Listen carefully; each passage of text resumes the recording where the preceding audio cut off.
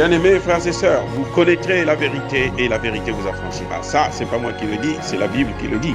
Mais moi, je vous dis mieux. Vous connaîtrez la vérité historique, notamment celle de vos ancêtres kémites, et vous aurez une vision globale de ce que c'est que la vraie souveraineté politique. J'ajoute, vous reviendrez à la spiritualité africaine ancestrale et vous comprendrez les enjeux de l'indépendance économique. Et pour terminer, vous accepterez votre identité culturelle kémite et vous obtiendrez deux choses. La première, c'est la paix. La seconde, c'est le développement, à une condition. L'unité de toute l'Afrique noire, l'unité de tous les Noirs du monde entier. Ok, pas tous. Bienvenue sur la chaîne des panafricanistes, par essence, par conviction et par excellence. Celle des citoyens kémites par nécessité et obligation de combat. Nous sommes une chaîne qui n'est guidée que par nos ancêtres et rien que par les ancêtres qui appartiennent à l'égrégore du monde noir. Par conséquent, nous ne croyons en aucun Dieu venu de l'étranger.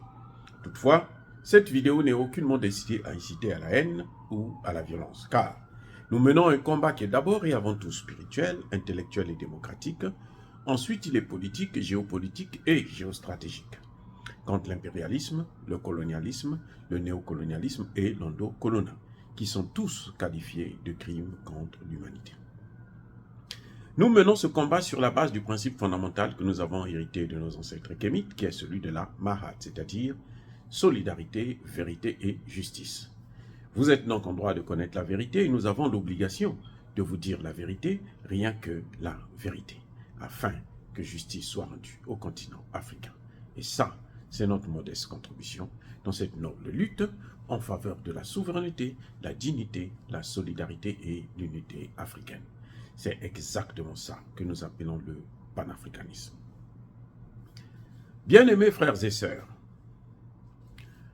le Niger est sur la bonne voie. Le Niger a frappé fort.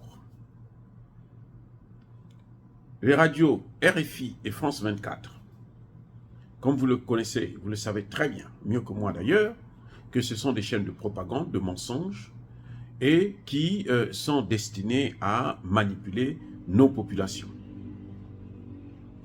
Ils ont été purement et simplement suspendus d'activité au Niger jusqu'à nouvel ordre. Les Français ne sont pas contents. Les Français se plaignent, ils pleurent. Ils disent non mais pourquoi il y a la violation, c'est la presse, le ceci, le droit de la liberté de la presse là. Ce n'est pas le libertinage de la presse. Et surtout, ce sont eux-mêmes qui nous ont appris ça quand ils ont suspendu les radios russes comme Russia Today et les autres à la demande de Ursula von der Leyen.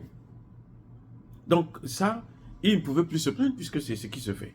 Et puis dans ces pays-là où il y a des coups d'État, eux ils sont là pour essayer d'intimider la population. Ils ont dramatisé le fait que la France vient retirer certains de ses ressortissants, alors que nous on s'attendait à ce que la France puisse prendre tous ses ressortissants et qu'elle puisse partir même avec ses diplomates, mais ce n'est pas ce qu'elle a fait. Elle a pris juste la moitié. Mais il n'y a pas que ça. Le Nigeria, qui fournit 70% d'électricité au Niger, a coupé cette électricité. Donc, l'électricité qui est déjà au Niger, hein, vous le savez très bien, 90% de la population n'a pas d'électricité, alors qu'une ampoule sur 3 en France s'allume avec l'uranium du Niger, et que le Niger, en 2021, était le premier fournisseur d'uranium en Europe, à hauteur de 24,7%, bien avant le Kazakhstan, le Canada et l'Australie. Et elle fournissait près de 40% de l'uranium français jusqu'à 2020-2022. Donc, ils n'ont pas d'électricité. Mais vous savez ce que le gouvernement a fait? Le gouvernement est parti aussi mettre Mohamed Bazoum, sans électricité. On a coupé l'électricité aussi chez Bazoum, délestage. Donc, tout le pays est dans le noir.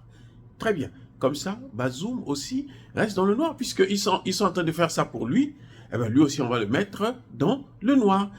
Comme ça, il va connaître ce que ça fait de souffrir, de vivre sans électricité alors que vous avez l'électricité. Mais c'est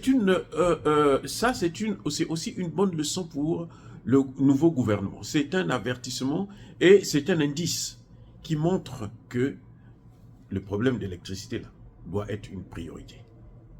Il faut avoir, à la rigueur, pour un pays qui produit de l'uranium, avoir l'autonomie en énergie. Ça va de soi.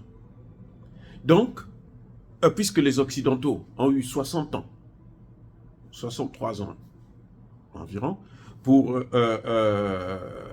alimenter ces pays, pour donner à ces pays ce qu'il faut pour que tout le monde puisse avoir l'électricité, et bien maintenant, il faut se tourner vers un autre partenaire qui peut vous donner cette technologie.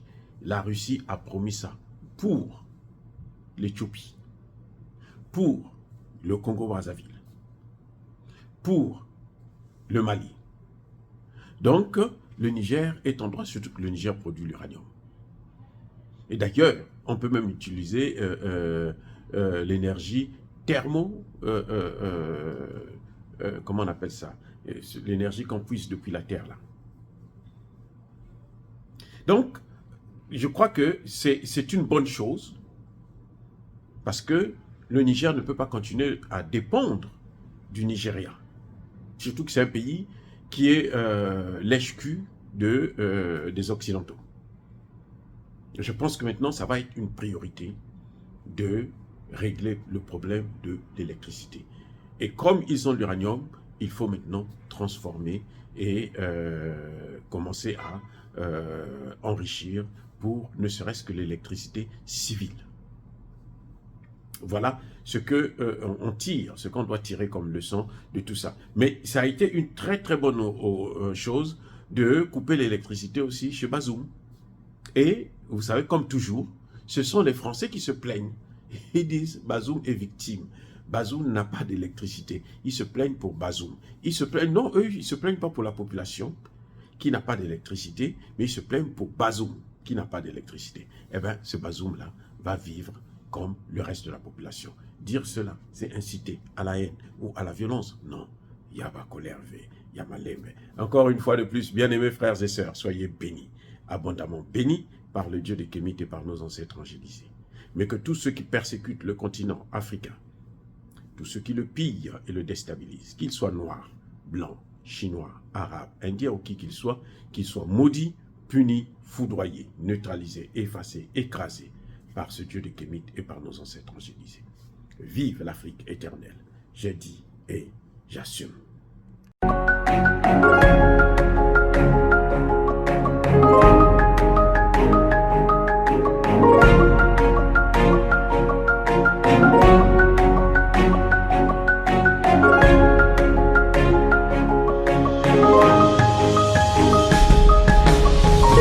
Eux, ils marchent par la foi et non par la vue. Mais moi, je vous conseille vivement de marcher par la connaissance scientifique et historique, notamment celle de nos ancêtres kémites, par les 5 sens et par l'intelligence. Abou Abia.